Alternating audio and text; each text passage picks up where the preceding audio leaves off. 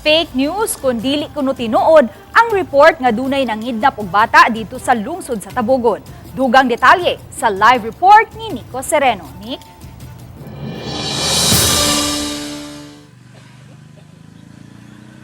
Yes, may giimbestigahan sa mga otoridad kini mao insidente nga matud sa mga otoridad nakakosab ni siya og panic sa pipila ka mga ginikanan dito sa lungsod sa Tabogon. Dunay pahimangno ang kapulisan kabahin ni pag-post sa social media. Fake o dili tinuod ang report sa gikatahong kidnapping og bata nga nahitabo sa lungsod sa Tabogon. Sa post sa municipal government, giklaro nila walay kamatuuran kining taho.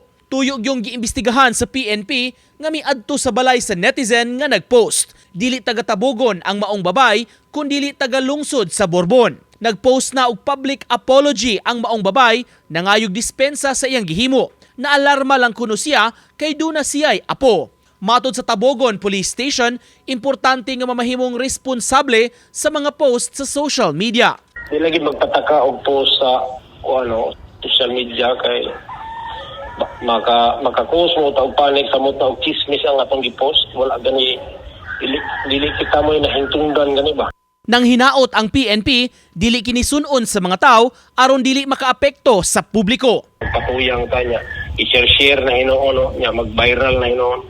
Sa statement sa GMA Regional TV, matud ni Tabogon Mayor Francis Salimbangon, mimando siya sa PNP sa pag-imbestigar sa insidente. Giklaro sa mayor, luwas ang Tabogon.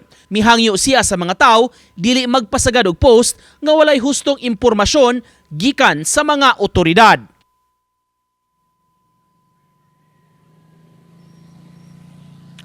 May paghulagway sa mayor sa lungsod. Katong original nga post ni atong netizen, nakakos gyud siya og kataranta sa pipila ka mga inahan at higayuna nga murag naglumbaanay kuno og kuha sa ilang mga anak gikan sa eskwelahan human makabasa ni atong post. Hinon gibutyag ni Mayor Salimbangon sa atong pag-communicate kaniya nga di na hinayon ang pagpasangat og kaso.